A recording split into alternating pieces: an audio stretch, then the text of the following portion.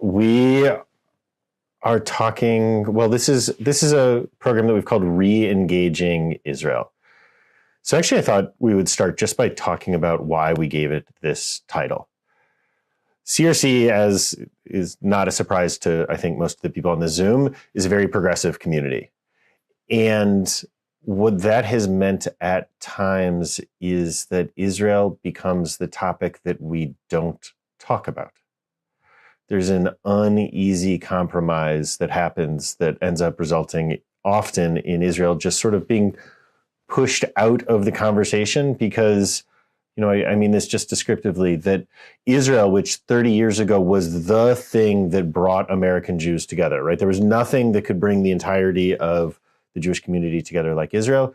Today, often Israel is what divides people in the Jewish community the most. Not even talking about the outside world, but just within the Jewish community, right? Members of families who may not themselves be Israeli nor be particularly connected to Israel, who aren't speaking because of feelings on Israel.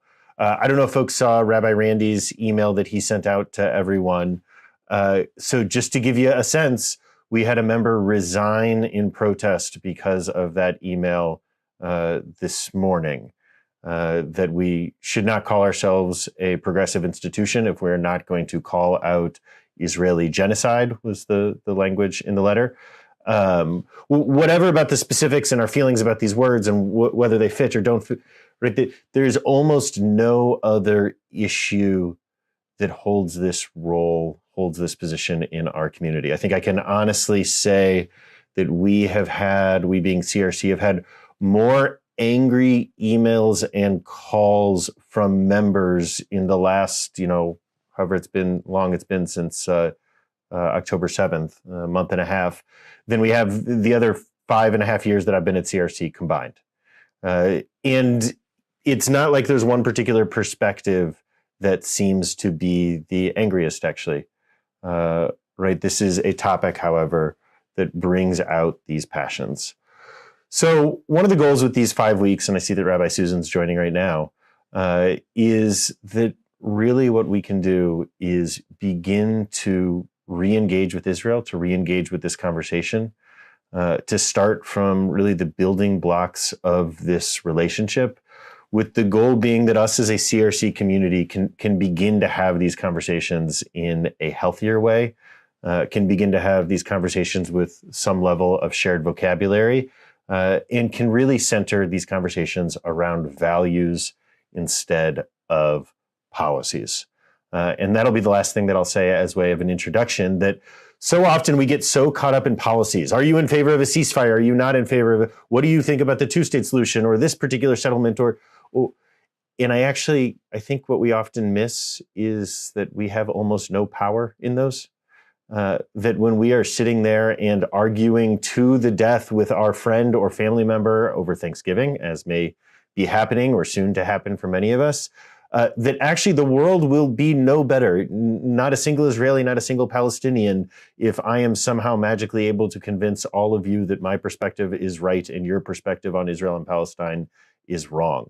That doesn't make the world better. But learning to speak in a better way, I think, does have the potential to move things forward.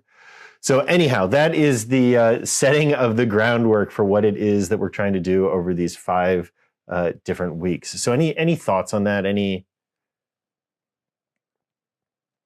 Okay. You should feel free to unmute Rabbi yourself. Daniel, oh yeah, please. Rabbi Daniel, I thought I thought Randy's letter was just awesome. I thought it was uplifting. I thought it explained stuff beautifully. And I'm sorry if that upset other people, but I thought it helps me to understand where you all are coming from, and because you are our mentors, you are our rabbis, and I look to you for guidance. And so it was great. Well, thanks, John. And I guess I used it as an example because I think with Israel, it doesn't matter what we say or what we don't say. People respond with that level of passion.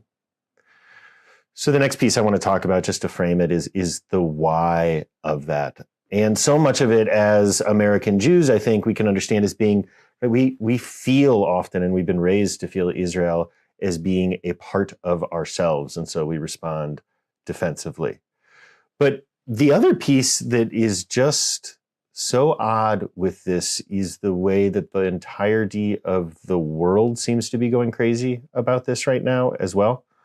Right? Ukraine hasn't been in the newspaper in a month and a half almost, right? You got to flip to page A17 to find Ukraine in the newspaper.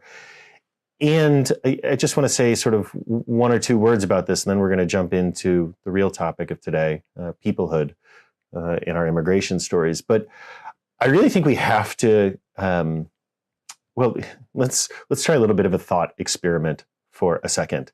Think about everything you know about Zimbabwe and Zimbabweans. Everything you know, the cultures that you may associate, the art, the history, the politics. Think about the Zimbabweans that may live in the state that you live in or the country that you live in. I think most of the people here are in the United States. But right, think about everything you know about Zimbabwe. Now imagine polling a global citizens about Zimbabwe, about their knowledge of the culture and the politics, and so on and so forth. There are about as many Zimbabweans as there are Jews in the whole world. But I'm making this comparison because Jews exist in the mythology of everyone who lives in a Christian culture, in everyone who lives in a Muslim culture, right? If you go to church, you hear stories about Jews that have very little to do with us as real human beings. If you go to mosque, you hear stories about Jews with very little that has to do with real human beings. And this is cultural beyond that too.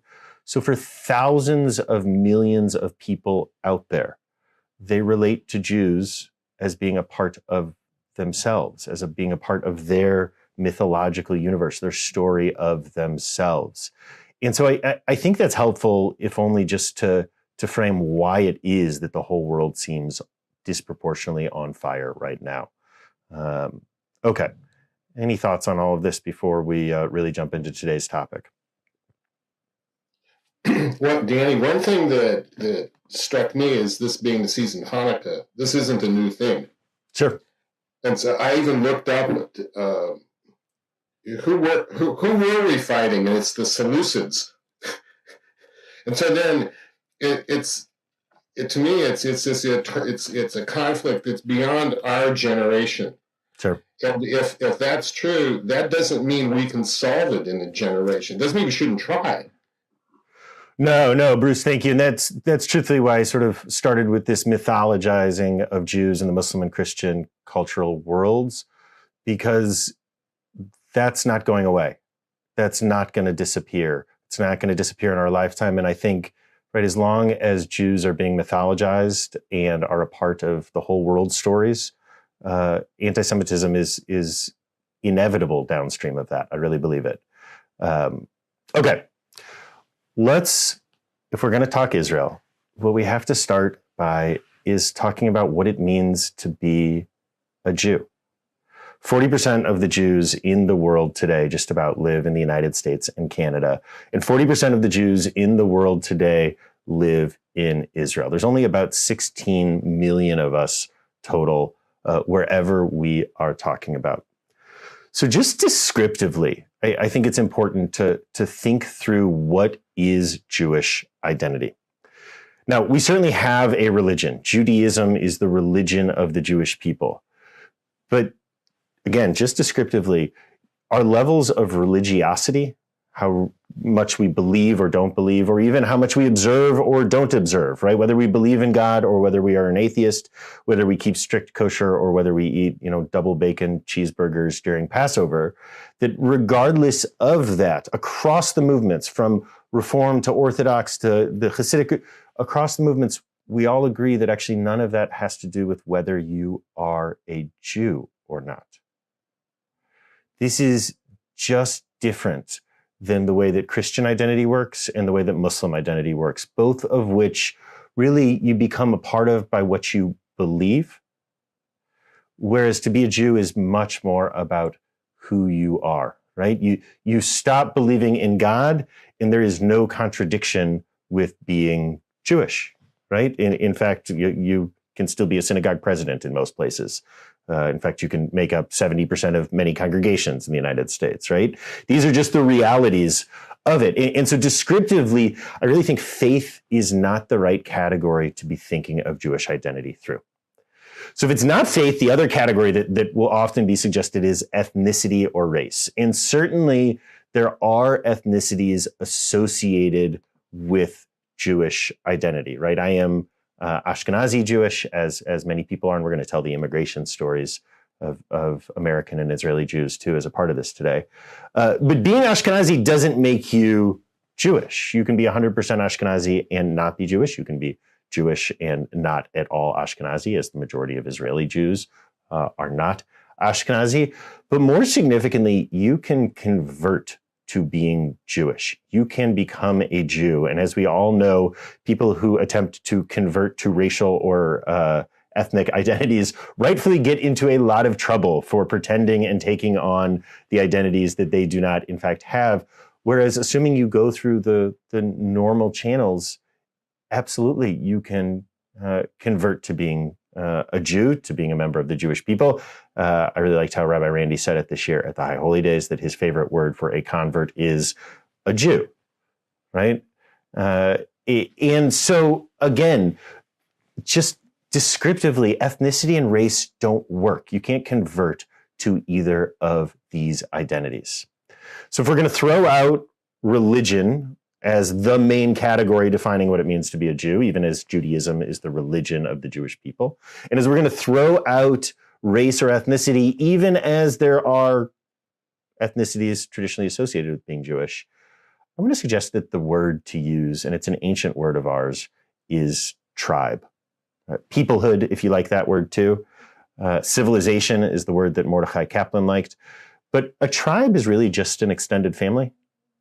And I really think this is what it has always meant. I mean, really genuinely always meant to be a Jew is to be a part of this extended family. And you can be born into a family, but thankfully there's lots of ways of being a part of a family that have nothing to do with being biologically related to each other, right? Karen and I were very grateful when our 23andMe's that we didn't show up on each other's relationships. We are certainly family, but thankfully not related to each other. But you can also be a part of a family by being adopted into a family. You can be a part of a family even though you're not officially a part of it, right? Hopefully we all have aunts and uncles who we're not related to, but are absolutely our family because they have our backs. Because of the way that these loving relationships look. And the same has always been true of the Jewish people, is that peoplehood is the lens that we have always understood ourselves primarily through. Okay, any questions on that? Any thoughts on that? We're going to look at a couple texts quickly, I think, if we're up for it. I'm cognizant that we're going to try to keep this to an hour before Thanksgiving, but okay. Let's just zoom through a few texts here. Just looking at this, because I think it's important for us to understand that peoplehood has always been the internal category for us. I'm going to drop this this text sheet into the chat as well for anyone who would like it.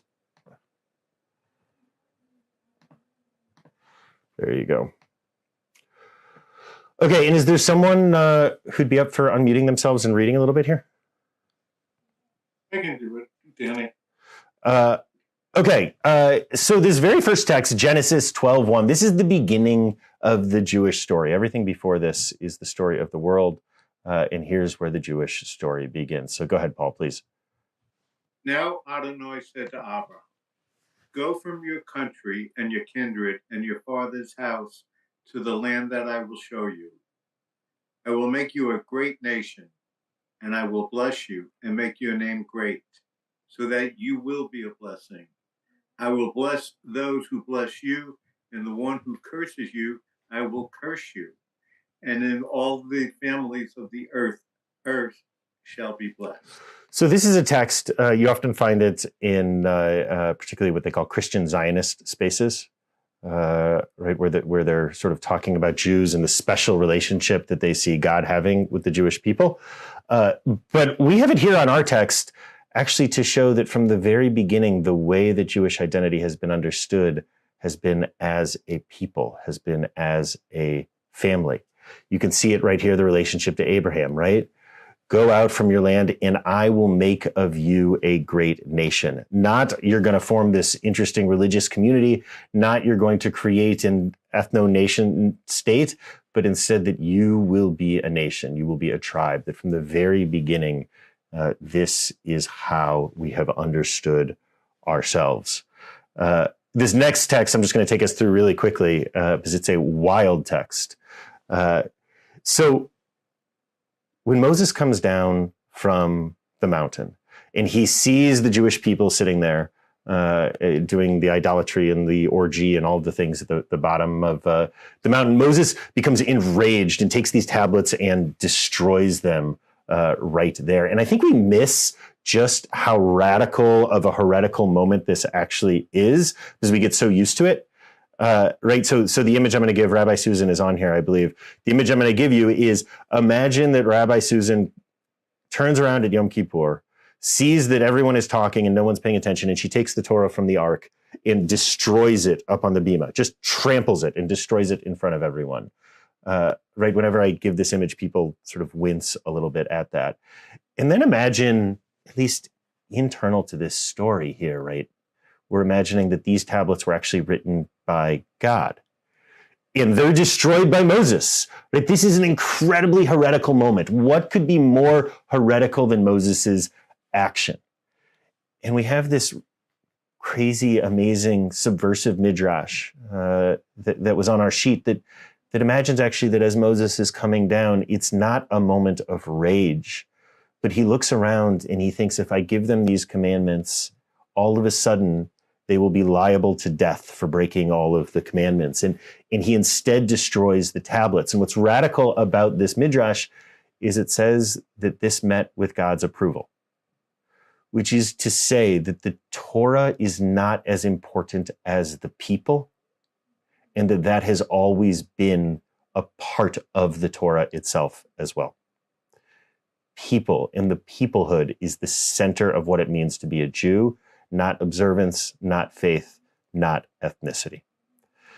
We have all sorts of other texts on this sheet too that we won't go through other than very quickly to describe. We have an ultra-Orthodox ruling from about 100 years ago dealing with a woman, Jewish woman, who converts to Episcopalianism or Anglicanism and decides that she wants to come back to her Jewish world and asks to reconvert, and she is told no, that it is impossible for her to reconvert to Judaism because Jewishly she never left.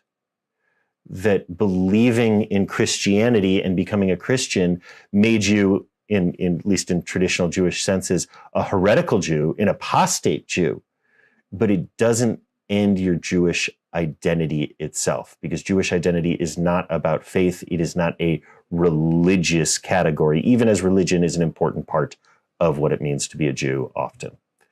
Okay, that was a big idea that we covered really fast as a precursor to immigration stories. So I just want to open it up for questions or thoughts or responses to that. If anyone has any ideas here at all, please go ahead and share them. I'm seeing that there's all sorts of comments on TikTok. I'll try to pay attention to those too as well. Okay, questions, thoughts from people. Anything? Okay, it's totally straightforward. We understand the idea of peoplehood, uncontroversial. We're gonna, okay. So with that in mind, what I want to do is talk about what it means to be in relationship with Israel. And again, we're framing this around this notion of peoplehood, that the relationship that we have with the Jewish state is one of being a part of a shared tribe. Not that we necessarily have religious pieces in common with them. And actually, I think it's often striking to American Jews to discover how little of our religious practices we do have in common with Israeli Jews, right?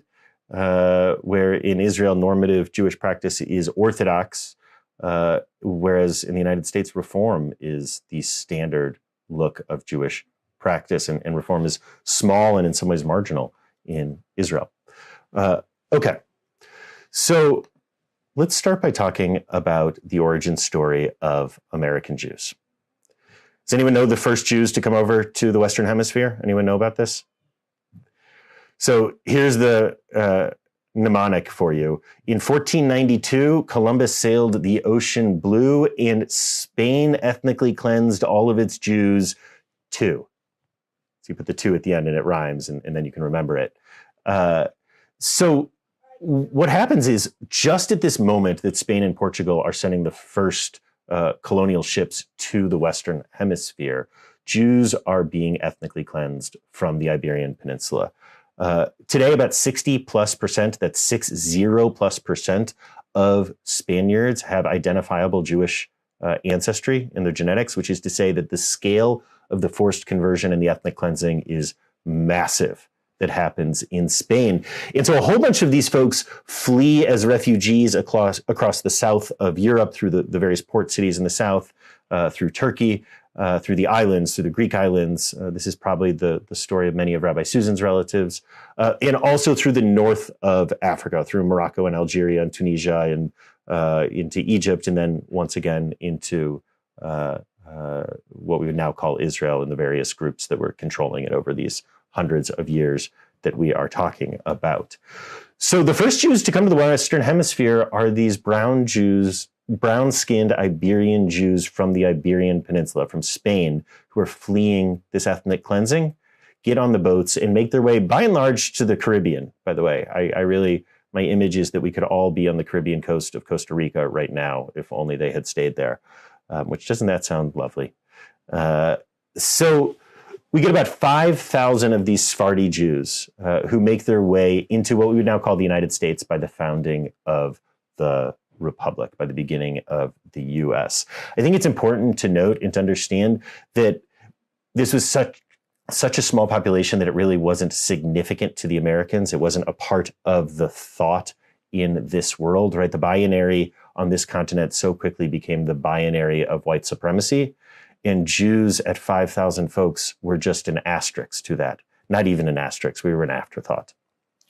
So then we get into the 1800s. And in the first half of the 1800s, from about 1800 to 1850 or so, what ends up happening is there are all of these attempts at liberalizing revolutions in what we now call Germany. And Jews who are living there are overrepresented in these revolutions, I think for obvious reasons, right? If the revolutions are saying that Jews will count as human beings and people, you can imagine why Jews were in favor of such things.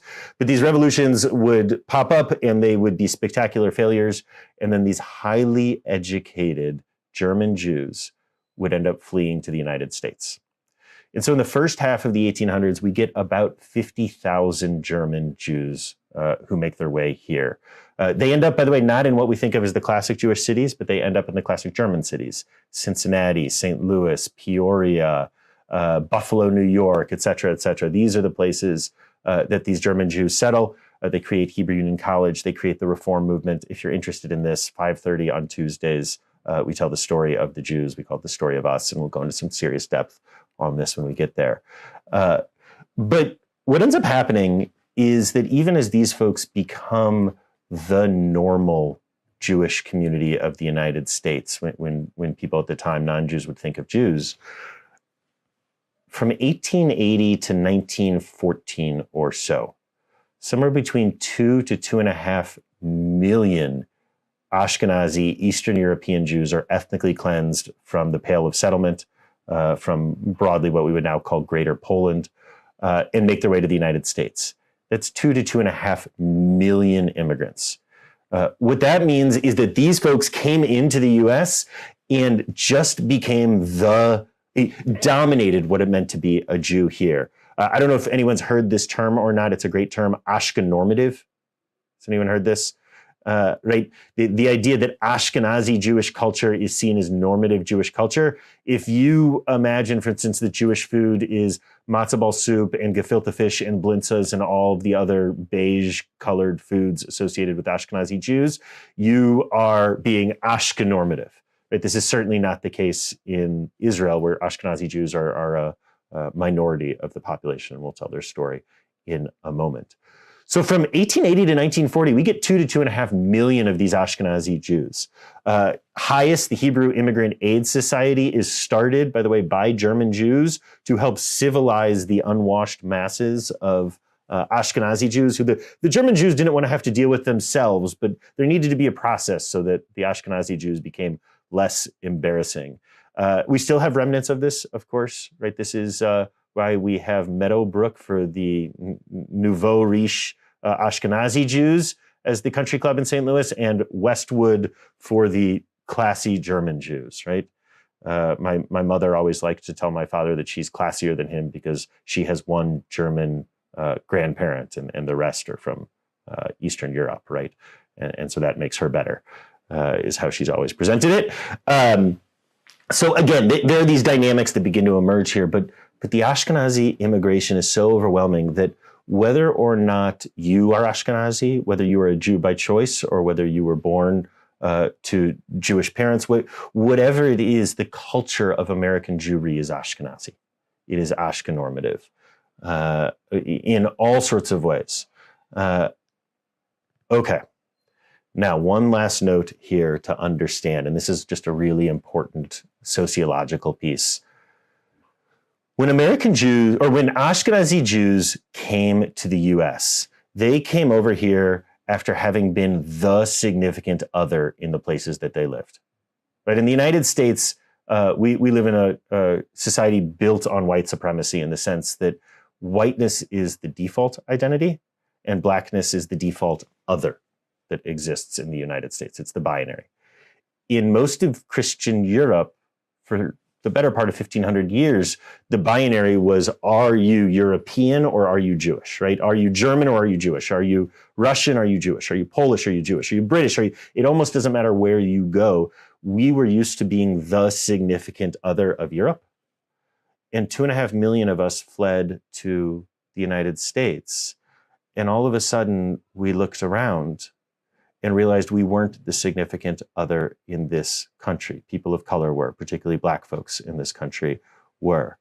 And so we see over the course of generations, not necessarily in individual lifetimes, but over the course of generations, what we see happening is that American Jews turned our Judaism into the center of our identity. That if we became Americans of the Hebrew faith, or famously, as it was said, Germans of the Hebrew faith, then we could also become, by and large, white people in the United States. And these two things are related to each other, which is to say that, in Rabbi Susan, I see you in 1 second, which is to say that the reason so many American Jews understand our identity as being religious is directly tied to the ways that we acculturated into being white people in the U.S. Rabbi Susan, please. Just a small footnote. When the Sephardic Jews came here, from the Ottoman Empire, like my grandparents, they were used to being kind of educated, but they got here and when they were asked where they were from, on their papers they were called Asian, and they protested. This is a little embarrassing bit of footnote here. They protested and advocated for themselves to be called European because, and they said, well, we originally came from Spain, so we're not Asian, we're European. Yeah. Which is kind of embarrassing, but I think really makes your point. Is exactly this point of the ways that Jewish identity is racialized. By the way, if you're interested in exploring this in more depth, the way that Jewish identity has been racialized, there's a great book called The Price of Whiteness. Really amazing book that covers this. It was clearly a PhD thesis and reads like a PhD thesis. So be warned that it is a tough read. Okay. Daniel? Yeah, please, John.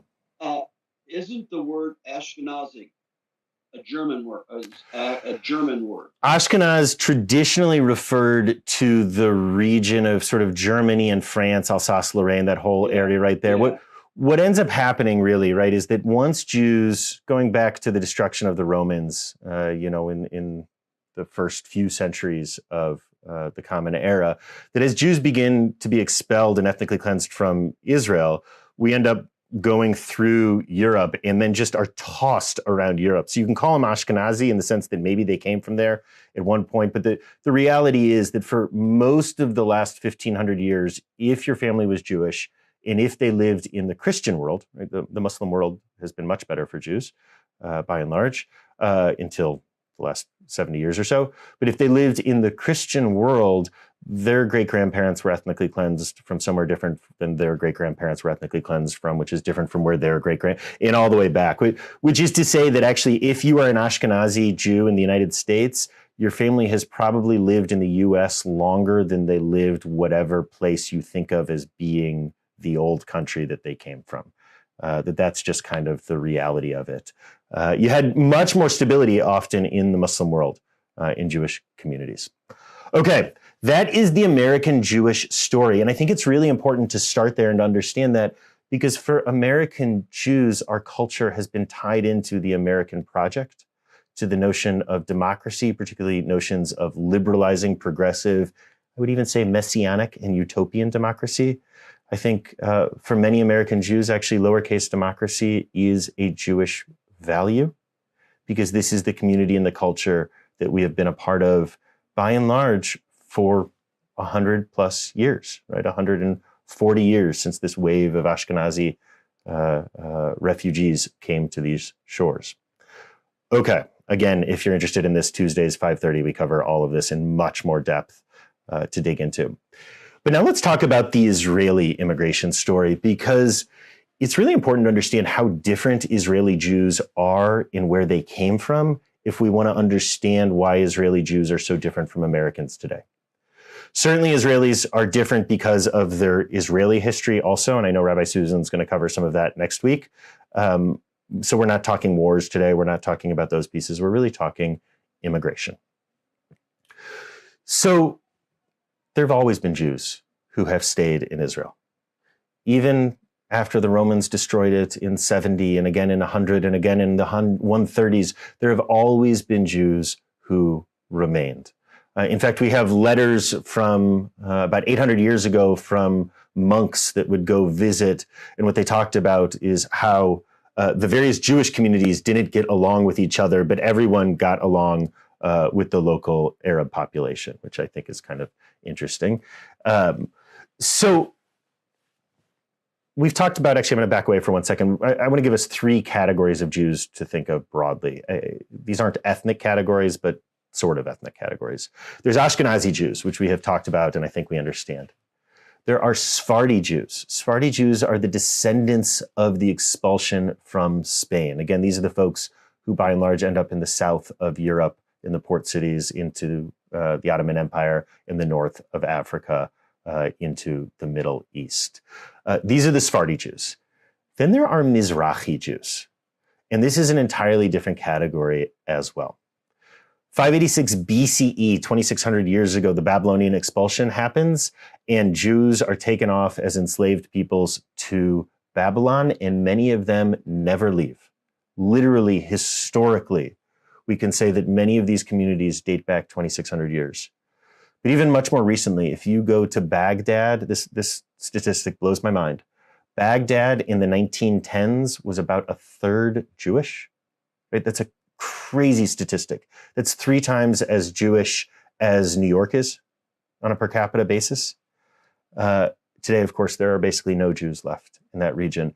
But these Jews who had been living in the Middle East, in what we now think of as often Muslim countries or Arab countries, inclusive of Iran, which is not Arab but is Muslim, the populations that had been there for hundreds and thousands of years are known as Mizrahi. So those are the 3 categories we're going to talk about: Ashkenazi, Sephardi, and Mizrahi. Okay, now to Israel. So there'd always been these Jews who had been there, but as things start getting worse and worse in Europe in the 1800s, and also as nationalism and the idea of the nation state is rising as just an intellectual concept and an organizing political concept in Europe in the 1800s, there is a movement amongst some Jews that becomes known as the Zionist movement. And the argument of the Zionist movement is that Jews will never be safe except in a place where we can be at home in our own political entity. Pretty quickly, this becomes settled in our ancestral homeland in Israel and Palestine, British Mandate Palestine, Ottoman Palestine. But the Zionist movement really is in some ways about the negation of the diaspora, of the exile, that Jews can never be safe anywhere but in a place that we control.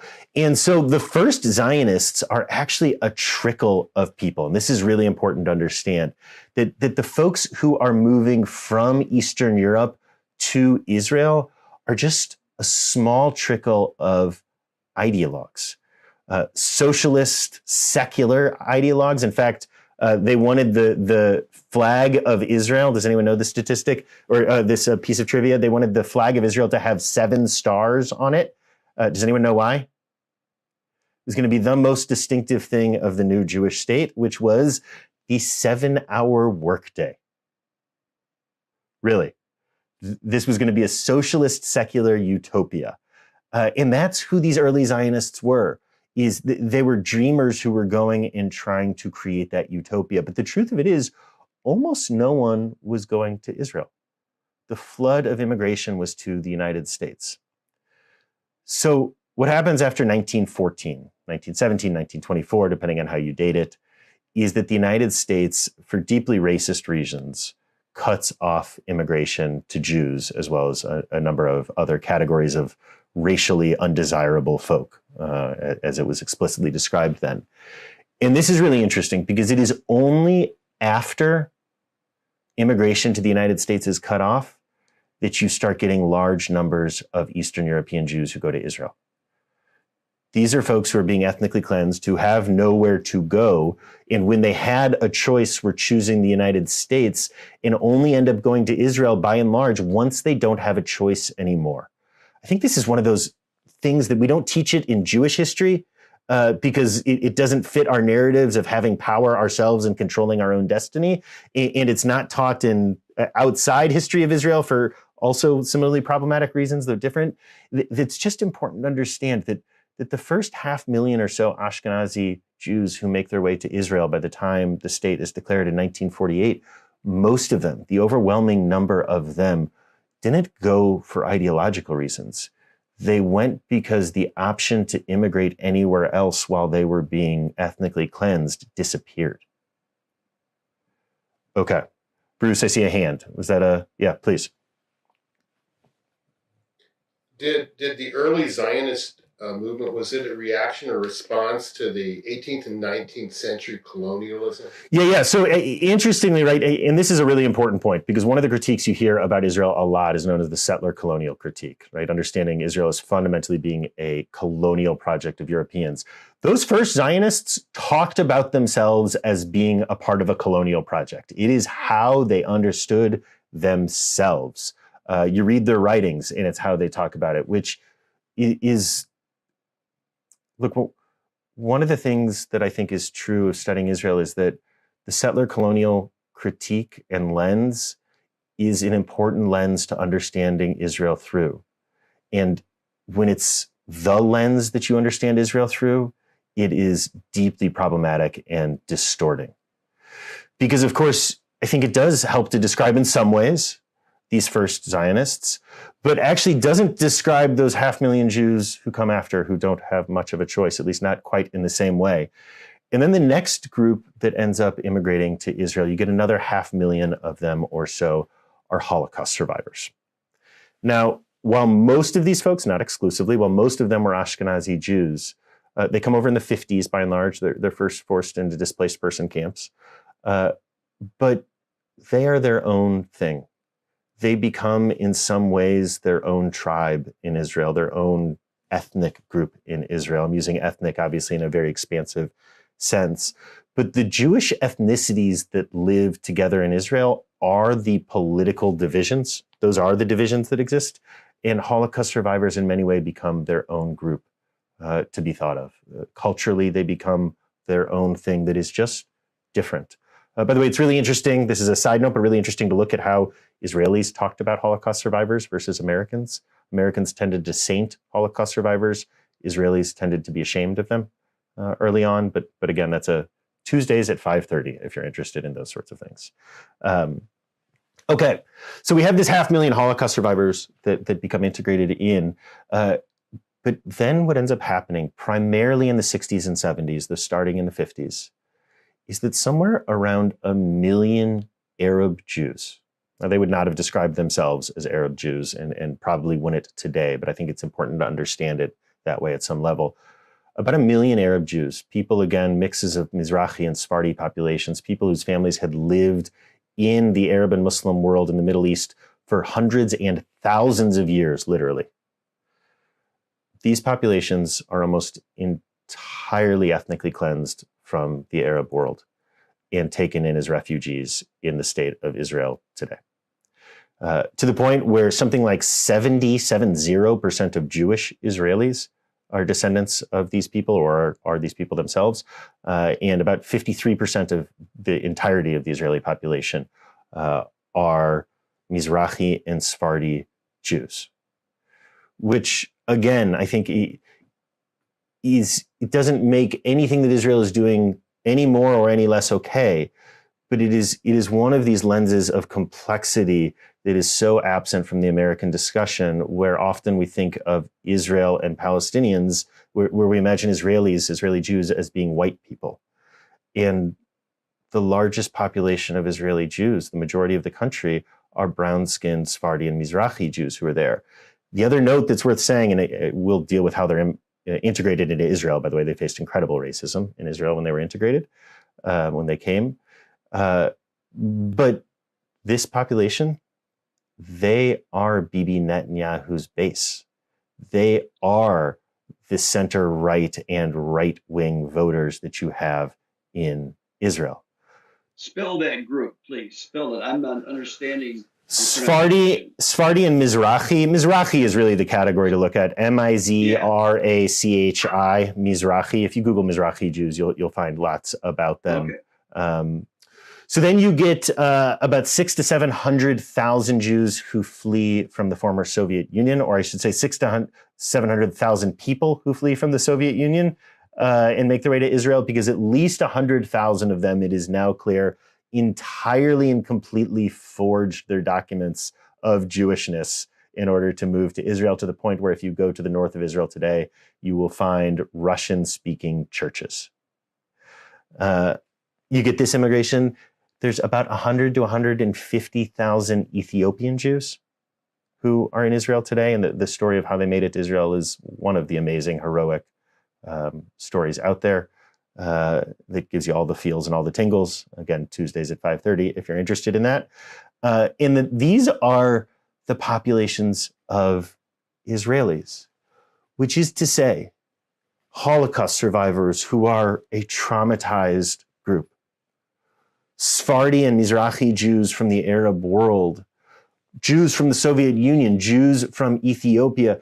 None of these are places that have democratic traditions, that have traditions of liberalism or liberal education or democracy, which is to say that I think we really need to understand Israel as not being comprised of American-style Jews, but instead being a multi-ethnic Jewish state that in some ways is much closer to Turkey, is an emerging democracy, or perhaps a faltering democracy, or whatever directional language we want to put there, rather than a Western-style liberal democracy when you just look at the populations of it. So this is where we're starting. This is where these 5 weeks are beginning, is really just setting the stage, understanding the relationship that American Jews have to Israelis as being a relationship of peoplehood, of being an extended family, like it or not, including, right, we're all going to Thanksgiving. There's always that uncle at the table who none of us, want to talk to and are a little worried about. And right, but this is the nature of family. It's the nature of being in this relationship. And if we're going to start having these conversations in meaningful, depth-filled ways, we have to understand how different these populations of Jews are from each other. American Jews are not Israeli Jews, not just in our experience, but also in where we came from. And Israeli Jews are not American Jews. Right? Even one last note, we talked about how American Jewish identity became religiousified as a way of integrating into whiteness, right? To the point where often the categories we imagine Jewish identity in the US by is movement, reform, conservative, orthodox, whatever it is, right? To the point where huge numbers of people who do not belong to a reform shul still describe themselves as reform, or would even say something like, I'm very reform, right? And we all know what that means. And it doesn't usually mean very religiously reform Jewish. In Israel, these divisions are around Jewish ethnicity. They're not around religiosity, even as there are, of course, connections between all of these pieces as well. Okay, those were our big ideas for the day. Thousands of millions of people imagine us in their mythology every day, every week. We're characters in their story. Peoplehood, American Jewish immigration, Israeli Jewish immigration. Thoughts, questions, comments? Paul? Go ahead, John. Isn't a large percentage of the present Israeli society not really religious? Yeah, so the question was the religiosity of Israeli society. Let me give you two more sort of pieces of base information that I think will be helpful to understand. The first is that we often take it for granted, this idea generationally in the United States, that the next generation is more progressive than the generation that came before it. It almost feels like a law of nature sometimes, right? Gen Z is more progressive than the millennials, who are more progressive than Gen X, who are more, right? Israel is the exact opposite. Every generation that there has been, and some of this is connected to immigration and some of this is connected to history, and Rabbi Susan will share some of that next week, but every generation is more conservative and more religious and more fundamentalist than the generation that has preceded it, which is to say that Israel is a Middle Eastern country, right? And then the other thing, this is changing subjects a little bit, and Helen, I see your hand over there. But this is just so important for us to understand, because Israel has had, I don't even remember how many different elections in the last few years, 7 elections in the last decade. I mean, some crazy number of elections, because these governments can't stand. And what you need to understand is that the Palestinians and the two-state solution and the settlements and the blockade in Gaza and peace process and all of those different pieces that we would put into that bucket, whatever words we're going to put into that bucket, have been about as important in those Israeli elections as the Afghan war was in the 2020 election between Joe Biden and Donald Trump, which is to say entirely absent from the political landscape of what those elections were about, which is so hard for us to imagine, I think. But if you're going to understand Bibi Netanyahu, that's where you have to start. Because why is it that Bibi Netanyahu has been the longest serving Israeli prime minister in history? Because he's been able to create a world where Israelis don't have to think about Palestinians, where Palestinians are as relevant to the Israeli experience often as Afghanis were to the American experience during the Afghan war. Even though we're talking kilometers away in Israel versus thousands and thousands of miles away from the United States. That's how you got to understand Bibi Netanyahu. Look, I'm pretty sure Bibi's about to lose his job. And the other thing is, we know whatever comes next in the Israeli election, whenever it comes, these issues are going to be on the table again. That seems very clear and unavoidable. Helen, and then Paul. This might be outside of the scope of this conversation, but I was just curious on what your take was, like what context would you put American, maybe largely Orthodox Jews who immigrate to Israel, or I mean, I know they're not all Orthodox, but anyway, is that a particular category for you? Or just look, American Jews who have immigrated to Israel, by the way, they're called Anglos in Israel. If you come from an English-speaking country, you're called an Anglo. So Brits, Americans, and Australians are Anglos in Israel. They are certainly a community. They certainly stick to their own bubbles. They certainly have their own level of influence, often related to the sorts of wealth that comes from Anglo countries as well. But they're actually just not there in huge numbers, is the reality. That the bigger story has actually been that everyone who's on this call right now, if you are Jewish, or if you're married to someone Jewish, or if you were ever married to someone Jewish, or if you have a single Jewish grandparent, you could choose to become an Israeli citizen. And the real story is that American Jews have not chosen to become Israeli citizens. Right? We've said, no, actually, we're at home here, not over there. And in some senses, that has always been, from the very beginnings of the Jewish state of Israel, that has always been one of the fault lines, is that American Jews, in some ways, are the rejection of Zionism, in the sense that traditional Zionism was about the only place that Jews could be at home would be in Israel. Another note on the Zionist word, there's so much debate. Are you a Zionist? Are you an anti-Zionist? And clearly there's lots of layers of meaning to what people mean by this word. But I also think at some level, it's just a silly conversation because we're not living in a historical revisionist science fiction novel where it matters whether or not the creation of Israel was a good thing or a bad thing, right? It actually profoundly doesn't matter because Israel is and does exist and has nuclear weapons, which I don't say flippantly, but I say that in the sense that Israel isn't going anywhere. Jewish power is and is going to continue to be a reality, for good, for bad, in problematic ways, in positive ways. But this whole debate over whether Israel is good or not, and whether Zionism or it often seems like we're spending our time arguing over things that no one has any control of because it's the past.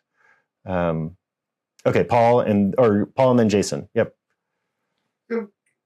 I don't even know if this is a question at this time, but do you think a lot of people came or want to come to Israel for the democracy of it or for the religiosity of it? So I actually think that most of the people who came to Israel didn't come for the democracy or the religiosity. Most of the Jews who went to Israel came because they had to leave where they were and didn't have a choice, and there was nowhere else that they could go to.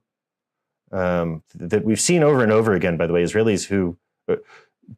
Jews who immigrate to Israel who have the option often ended up living in the United States. We all probably know some people whose story goes something like, they survived the Holocaust, they moved to Israel, they stayed a few years until they were able to get a visa to the United States, at which point they came to the US and have raised their family and their grandkids are here. It's just a pretty common story because by and large, whether we're talking those 500,000 Jews who went prior to the founding of the state, who didn't have a choice of where to go once America's doors of immigration were shut, or whether we're talking Holocaust survivors who didn't have anywhere else to go, or whether we are talking the million Mizrahi Arab Jews who were ethnically cleansed from the Arab world and didn't have a place to go, or the Soviets or the Ethiopian, right? Again, I don't think by and large people are going to Israel because of democracy or because of religiosity. I think most Jews are there because they didn't have another choice, which again is so different because so many American Jews relate to Israel through these lenses of democracy. Right? Many of us were raised on the idea that it's the great democracy, the shining democratic light of the Middle East, the redemptive democratic light of the Middle East, or the socialist light of the Middle, or whatever it was. Right? And actually, I think that the big lesson of Israel and of Jewish power is that Israel has done and is doing evil things, just like every other political entity. It turns out that we're not actually better than other peoples. We're not more moral than other peoples. All of the things the Jews had to say for thousands of years of powerlessness don't tend to make us better than other people once we have power, but they also don't tend to make us worse than other people once we have power. Right? And that's why we started by talking about the ways that Jews are mythologized by thousands of millions of Muslims and Christians, because it's why people care so much, why people are so invested in what, from an outside perspective, is really a small regional conflict. Jason and then Stephen. By the way, we have like 450 people streaming on TikTok right now with us. Thank you so much, Rabbi Daniel. So clarifying. I'm just wondering how we should think about the Jews in the United States who don't fit into the assimilationist paradigm. I'm thinking of I lived in New York for a long time. the ultra-Orthodox enclaves, all over the city of New York, in upstate New York, Yeah. that are expanding. How should we think about that for the American paradigm? That's a little more of a Tuesday night question, I think, and we'll certainly deal with it in depth. But look, I think the ultra-Orthodox had become their own sub-tribe within the Jewish people. I also, again, this is very much getting into the Tuesday night of it all. I think it's really important that we understand that ultra-Orthodoxy is at least as radical as Reform Judaism is from the normative Jewish experience, that level of conservatism is unheard of in the Jewish world and in Jewish history, condensed into itself. And so that from a values perspective, ultra-Orthodoxy is radical and revolutionary, at least as much so as Reform Judaism has been. So, yeah. Steve.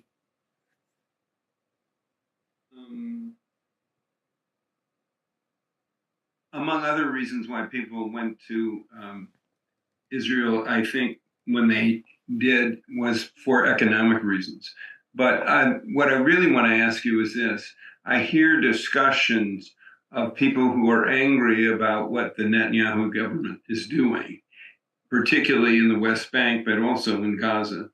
And so there is discussion about putting conditions on our aid to Israel, which is quite substantial, some of which is called for by the Oslo Accords and so on. And so we're giving, what is it, $3.5 million to Egypt as a result, and we're also giving billions. I'm sorry, yeah, I keep losing the zeros. So my question to you is, how do we think about that? How do we react to that? And my assumption is, if we tried to put conditions on it, and the current government was there, they would just give us a middle finger. I guess I'm gonna avoid your answer here, and I'm gonna give you the same answer that I give when people ask why I haven't signed on to this letter or that letter, which is actually that I think people should care a lot less what rabbis think about policies related to foreign I don't know. I know Israeli history, but I'm certainly not an expert on any of the categories that you're talking about. So I'm just kind of gonna avoid that. I certainly have. Well, how would you go about thinking about it, though? I mean, how does one evaluate whether that's a useful idea or a not useful idea? Yeah, look, if you're interested in exploring Jewish perspectives that are meaningful and Israel connected and thoughtful around this, I recommend Peter Beinart. Peter Beinart comes out of Orthodoxy, and he's become one of the most prominent rejectors of the possibility of two states for two people at this point. I would say he's one of the loudest one-state voices in the American Jewish world these days, but in a very thoughtful way. I don't always agree with Peter, but I am almost always challenged by his call towards morality and what he talks about. So if you're interested in that, I would explore that. Which particular writing are you thinking about? He's got columns. I would just check out his most recent columns is what I would do. Actually, you know who else is exploring these ideas right now is Ezra Klein on his podcast, has had a number of these sessions. Very good. Check out, by the way, just the interview with him and Rabbi Sharon Brous that happened recently, which was gorgeous. Rabbi Sharon Brous is one of the really great American rabbis of her generation, who you ask her and she'll tell you that her model is Rabbi Susan Talby. She really will. I've asked her. I've heard her say it. Yeah. Who is this? Her name is Rabbi Sharon Brous. She's at ECAR in Los Angeles, a very cool synagogue. Spell her last name, please. Braus, I believe. Michael. So when we talk about Israeli democracy, do you feel like there's just a disconnect that we don't, like when I talk to people who don't understand like how parliaments work, you throw the word like coalition government and they don't know what you're talking about.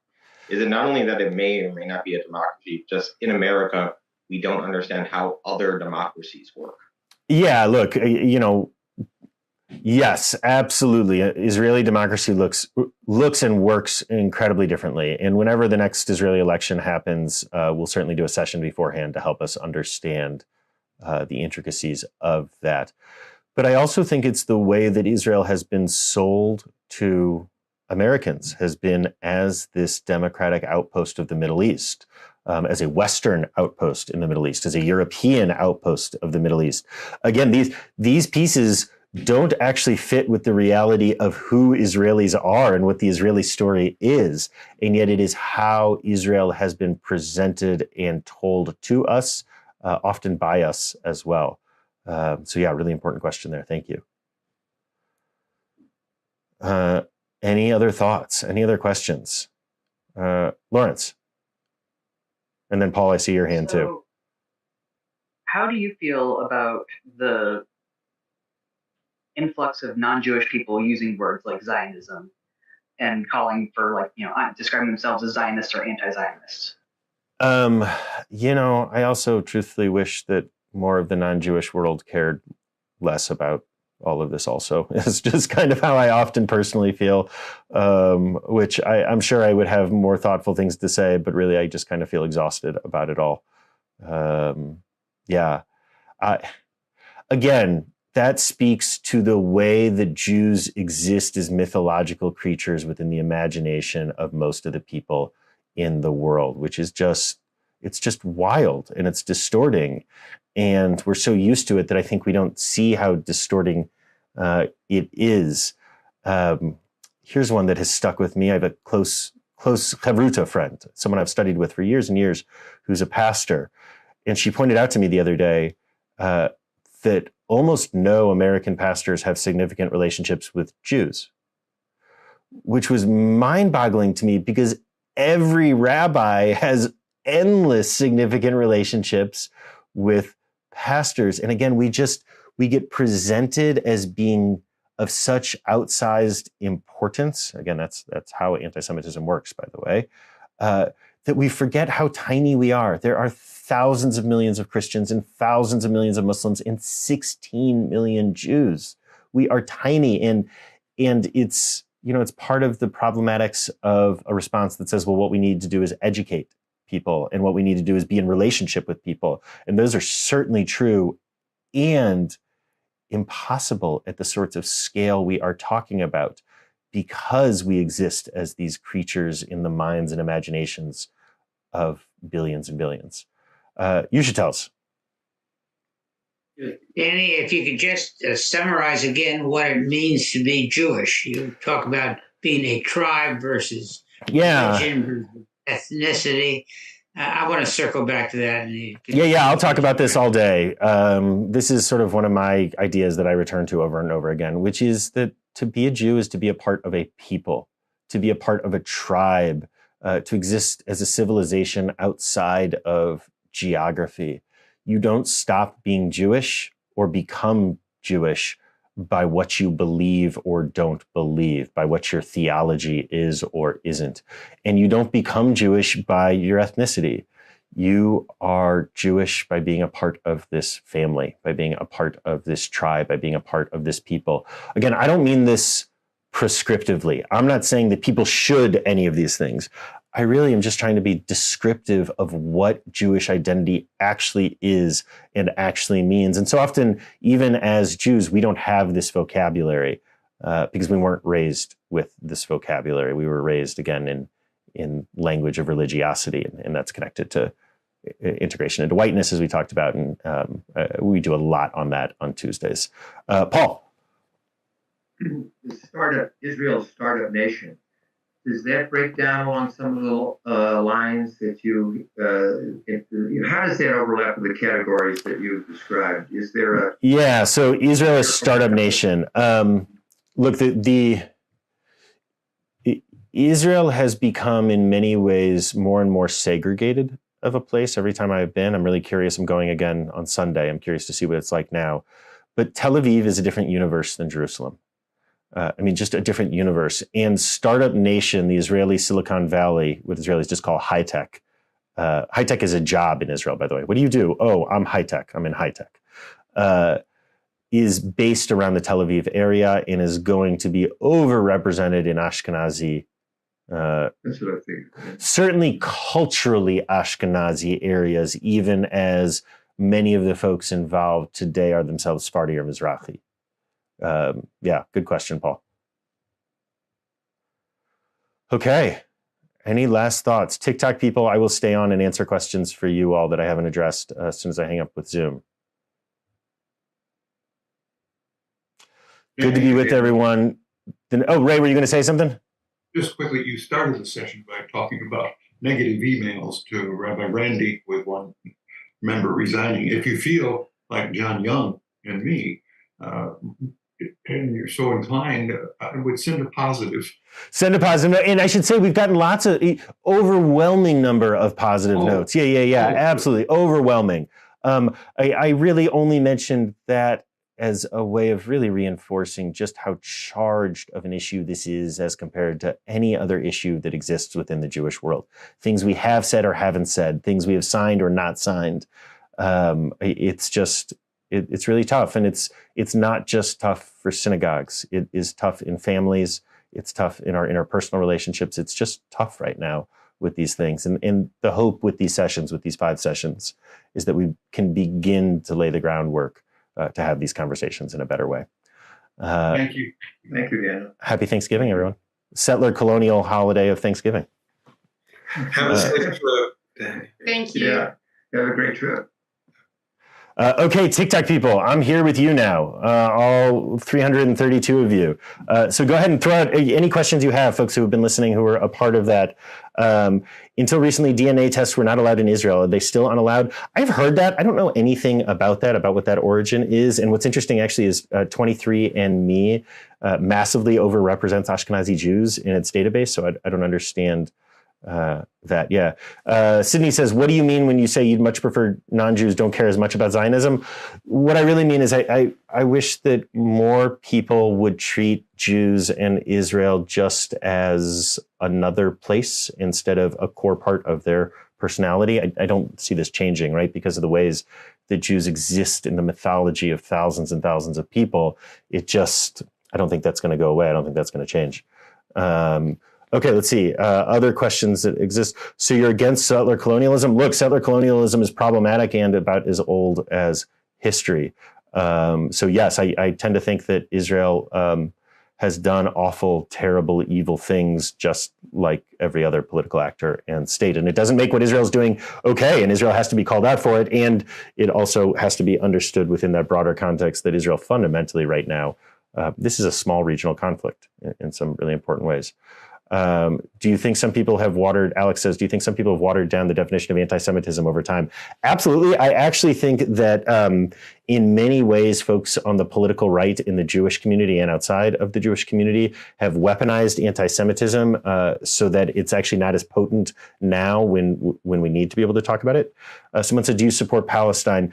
Look, I believe deeply that Palestinians deserve to be free. They deserve to have lives of thriving and of dignity and of safety, of security, that they deserve national independence, that they deserve to be free of the occupation and of the blockade, to have their own leadership chosen by them, to not have Israel be a part of their autonomy, to have full sovereignty, inclusive of everything that means. And I believe the same thing is true about Israelis. And that's sometimes a hard space to be in. Okay. Why do Israelis not like Holocaust survivors? This is actually more historical than contemporary, but when Holocaust survivors first came over to Israel, they faced a lot of discrimination there, primarily because Israel was sort of embarrassed and ashamed of this idea that Jews went to the slaughter. Thankfully, I think people have worked on that, and that's not how Holocaust survivors are understood anymore. Ani says, would you say Israel is a settler colony? I would say that the very first Jews who went back to Israel, there have always been Jews who have been there. The first Zionists absolutely were engaging in settler colonialism. And I would say by and large, most of the population since then does not fall into that category. Right, the 500,000 Ashkenazi Jews who went there went because they had nowhere else they were allowed to go once America shut its immigration doors. The million or so Arab Jews from the Arab and Muslim world who were ethnically cleansed made their way to Israel and had nowhere to go. So I think settler colonial frames are helpful for understanding some parts of Israel, and I think they're problematic when it becomes the main lane that we understand Israel through. Aya says, your thoughts on the occupation? It's evil. It's awful. I don't have enough words. I went to Hebron in 2016, and it is one of the days that broke me, seeing it up close and seeing just the evil of it. The occupation has to end. The settlements are evil. Okay, let's see. Thoughts on Havara agreement? I don't know what that is, actually. Is there anything, Musa says, in the Torah that incites the killing of children and women? What I would say is religions can be used for evil all the time. All identity can be used for evil, and this, unfortunately, just seems to be something that happens over and over again. But I don't think it's exclusive to religion. Like, people who want to say that religion is the problem, I think, are missing the idea. Tribalism and tribal identities, the way that I am me and not you, that seems to be the problem. Religion is just one of those categories of tribalism that we have. But the truth of it is, right, humans just exist in these tribalisms. It doesn't seem avoidable. I haven't seen people who don't. Okay, let's see. Is Zionism anti-Semitic? I'm not sure I totally understand that question. Some questions about slaves. I don't know. Is Zionism anti-Semitic? Zionism hijacked Judaism. Zionism was as radical of a change to Jewish identity, meaning nationalism, as the religiosity of American-style Jewish identity was. That they're both responses to modernity in some profound senses. I do think that one thing that's important to understand about American Jews is that we don't tend to relate to Israel through religious lenses. Like, almost no American Jews, no matter how Zionist or not Zionist they are relating to Israel as being a messianic place, or that God promised these things to us, or things like this. That actually, by and large, American Jews relate to Israel through survivalist narratives, through narratives of the Holocaust, through narratives of fear of where we would go, through, again, I don't suggest any of these are good or bad or moral or immoral, just the reality of it. I love you too, Rami. Thank you. Why do Israelis not like Holocaust survivors? Excuse me. We talked about that a little bit already. I'm going to scroll all the way to the bottom of these questions because there are a lot of them, so I can catch back up. Okay. Do you have a mosque or a church in Israel? I have a synagogue that I am a part of. I'm a rabbi of a synagogue in St. Louis, Missouri. Let's see what else. What do you think is the appropriate reaction Israelis have had to the Hamas attack? Look, I think the way that Israel has responded to the Hamas attack. Well, first, what is happening in Gaza is evil and abhorrent, and my heart, there aren't words for the level of heartbreak of what is happening in Gaza right now. Look, I was opposed to the Afghan war after 9/11, and I am opposed to this response by Israelis as well. But I will say that it seems broadly that this is unfortunately how humans respond, how human states respond, in all of the problematics of it all. I wish it wasn't how people responded. I wish people responded differently through nonviolence, but Israel seems to be responding in much the same way that unfortunately just about everywhere else has. Let's see. How much revenge does Israel want? Yeah, right, exactly. We just talked about how do you feel about people who are anti-Israel government being called anti-Semitic? Look, I think if you are generally against nationalism and ethno-national states wherever they are, that's not anti-Semitic. And I think if the only ethno-nation state that you are opposed to is Israel, that is anti-Semitic. So, right, those are the lines that exist. But anti-Semitism, like white supremacy, is a frame and it's a way of understanding the world. It's not... you're an anti-Semite. It's, look, if you live and have been acculturated in Christian or Muslim communities, I think you have been acculturated into anti-Semitism, just like if you live in the United States, you've been acculturated into white supremacy. I think all of this is true as well. Okay, friends, I am actually going to go in just a moment. I'm going to go hang out with my in-laws. I'm here visiting them. Make sure to follow this account. I'm actually heading to Israel on Sunday, and I'll be making videos and doing some lives from there as well. So follow this account and follow along. Always appreciated. And yeah, any last questions while I give folks a chance to follow as before I end this? Someone said can't answer my question. I see. I'm sorry. I have not seen questions. It's going so fast that I'm missing so many of them. Any last one? Can you explain why Christians are devoutly Zionist? Well, first of all, not all Christians, but many white evangelicals are. Look, I think what this has to do with is the Jews exist as mythological creatures in the imagination of Muslims and Christians. We play a role in their stories, and the version of us that shows up in their stories is actually very disconnected from who we actually are and who most American Jews tend to actually be, or Israeli Jews tend to actually be.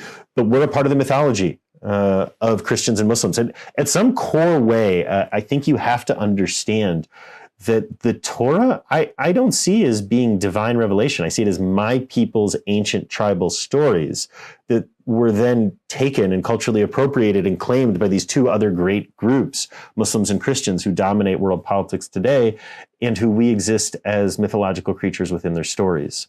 So I really think that's an important frame for understanding this here. Okay, and with that, friends, I am going to go. I really appreciate you being here. Please make sure to follow, to like, to all of these things. There should be no ethno-religious states at all, because there's no such thing. Destiny, I tend to agree with you. I wish there were no ethno-national states and that we were all citizens of the world. And until that is true everywhere, I'm not going to ask that the Jewish state be the first place to disappear. Absolutely Am Yisrael Chai and absolutely free Palestine.